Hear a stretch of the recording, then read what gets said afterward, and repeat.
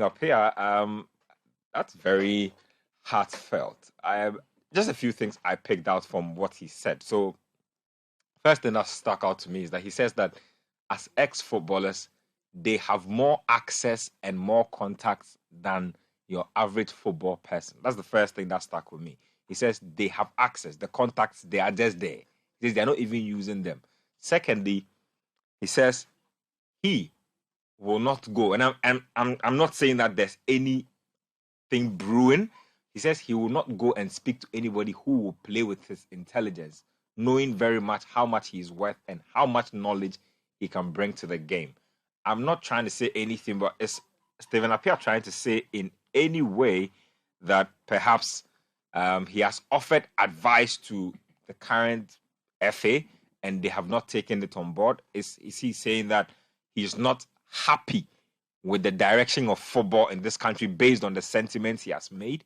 And then he also touches on something that's very important. He says that he knows that football is run by footballers. Bayern Munich are a perfect example of that philosophy he's trying to espouse. But very interesting thoughts there from Stephen Appiah. Let me just give you a few examples of.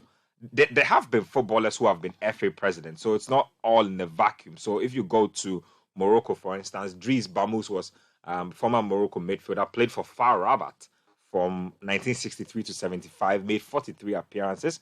He was FA president from 86 to 1992. You can also talk about Samuel Eto'o currently. For Cameroon. Legendary Samuel Eto'o. I don't even need to go through his resume. Real Madrid, Mallorca, Inter Milan, Chelsea. The list goes on and on. Forgot most importantly, Barcelona. Barcelona, thank you very much. So, I mean, I can't even talk. If you go to Cameroon right now, their football has improved so much in terms of infrastructure, in terms of minimum requirements. Like they have a minimum wage now for their league. So there's Samuel Eto'o to point to. There's Jean-Michel Mbono from Congo as well, and so Jean-Michel Mbono from Congo played as a centre forward during his days, made several appearances for the senior Congolese national team. So there's that. So a lot of individuals have left football. Nathan, Ronaldo has started the conversation. I think it's an interesting conversation. It's about leadership. It's about what is suited to the needs of the people. He says that footballers who have played the game, they just understand it better than other people who are coming from other areas. I'm listening to. I agree, and I also agree that to do this, you need some kind of grooming and coaching. Does it mean you have to go and get an university degree? Probably not. But I completely... Just before you go on, that interview we played was from Sumpa FM. Yes, so just to clarify, yes. Big ups to Atapoko and the guys at Sumpa FM. Yeah. They are doing some good work, so big ups to the guys. So yes, I completely understand him when he says that footballers need to be... And it is true. You cannot run the game and not have former footballers involved at one level or the other. They have played the game before. They know what they went through, especially in this context of ours, as they were coming up. So they understand what it means to be a footballer. And they will understand what will help shape the next footballer and what will take this game from where it is to the next level.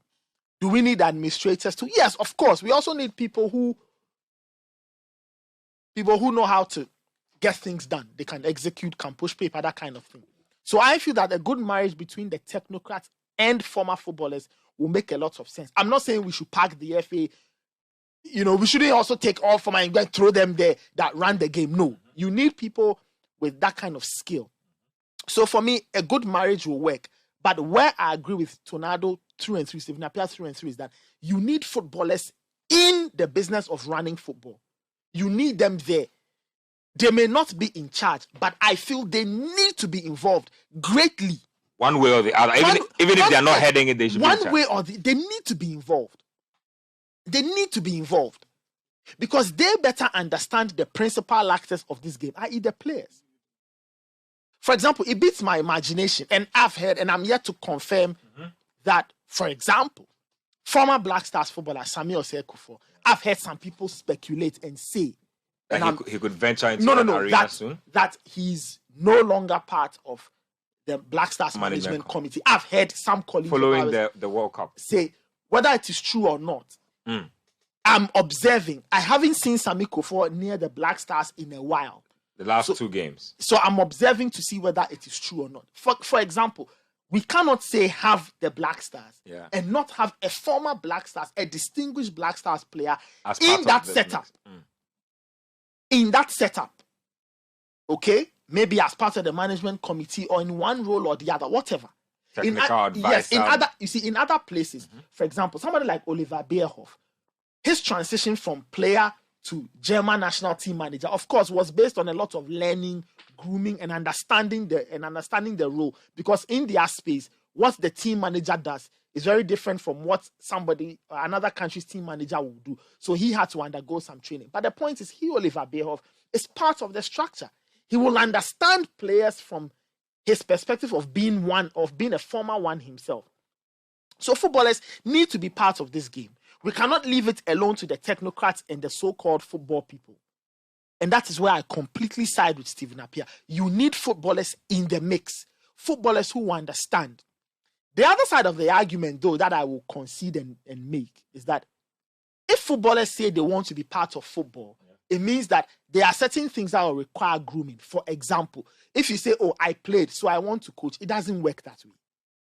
You will need some education to coach because coaching is a science. So for the ex-footballers who say, I want to coach, I'm begging you, you need some education. And on that score, we can't do anything to help you. You will have to go through some proper technical training to understand the nuances of the game from that perspective. You may have played as a footballer. It's fine. But to coach, we need to let you go through the process so that when you are working well.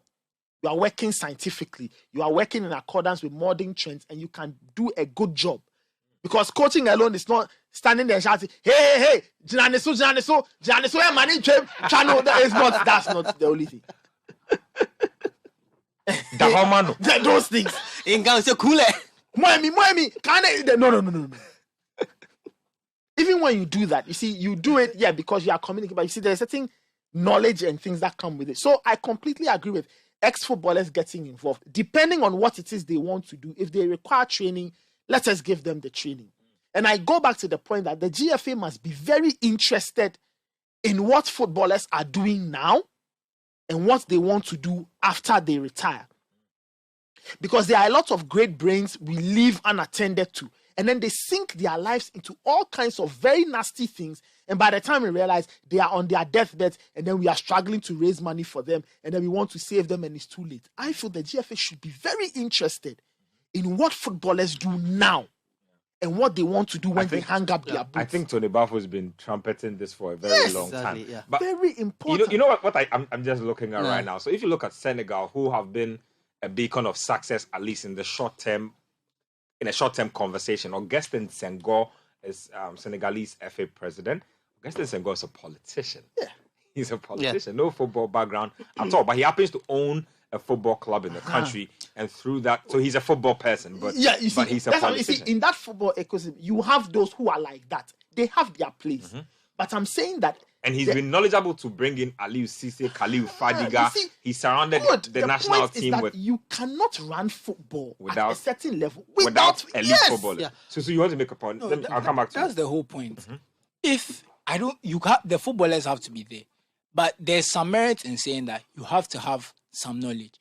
And the same way we do coaching courses, I don't think it's unreasonable that the FA can't invest in doing administration courses for players to come in.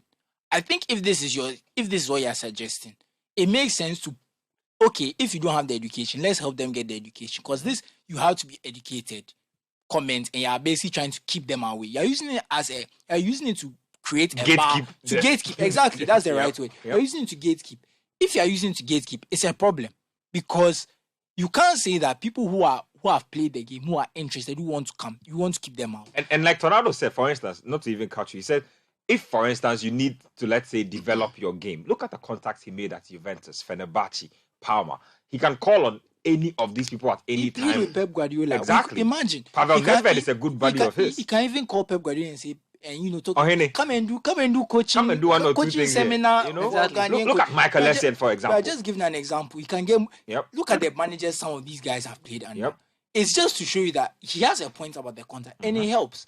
But right now, where we are in the world, you can't say you're going to sit in your house and just build everything yourself. You have to find out what other people are doing. Look at right now. How many of the best coaches in the world are coaching in their own country? Let's think about it. That should just show you that right now, where people are going to find the best ideas, it's not by sitting at home. It's by going out, learning, and before you even come back. Because look at someone like Ancelotti. Look at all the places he's been. This is the only person to win the league in Europe's top 5 leagues, right? So it shows he's been everywhere. On Wednesday, it was crazy. He had coached every one of the teams that were playing on Wednesday. Napoli, AC Milan, Real Madrid, and then Chelsea. He had coached every one of them. He coached all of them.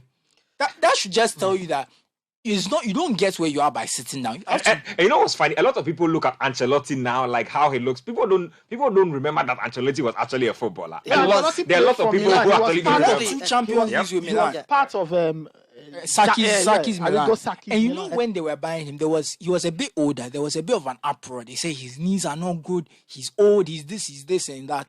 You guys should go and watch the goal he scored when Milan beat Real Madrid 5-0. You should go and watch the goal. The guy was a player. But the point is, if we can't gatekeep football, if there's people who have been there, done that, their experience is valuable. We can't say we keep them out. So if we are saying that there's something they are not doing right, that's precluding them from being brought into the fold, let's help them get there. Sure. So for me, if we are doing coaching courses so our footballers can become coaches, let's also start doing administrative courses so that they can become administrators, so they have the right skills to do the work, because the work is not just I know football. Exactly. Well, there's this other half that they can do. And well. then there's a scientific basis to the game. They must be given the training. The only caveat I will add is that for those who are interested, because not every footballer would even want to be involved in football when they are done playing. So that caveat will have to stay. But the point is, if people show interest or they show a certain aptitude, I know coaches who, when they were playing, everybody could tell that this guy has got a great brain. And his colleagues, this guy would make a good coach. Colleagues will suggest to them, look, why don't you try it? And some of them have turned out really well. Dauda is an example. He's coming up really well as a coach. Like Kingston is an example. So, Ben, here's my point on this issue. I think that, one, Stephen Appiah is trying to drive the conversation to something interesting. Yes, the GFA has done something great for our former footballers. You look at the various national teams, and they're surrounded by the various ex-footballers. The Black Meteors is managed by an ex-footballer, that's Ibrahim Tanko. Atram, you look at Atram, you look at Michael Osei for the Meteors, you look at even the Black Stars.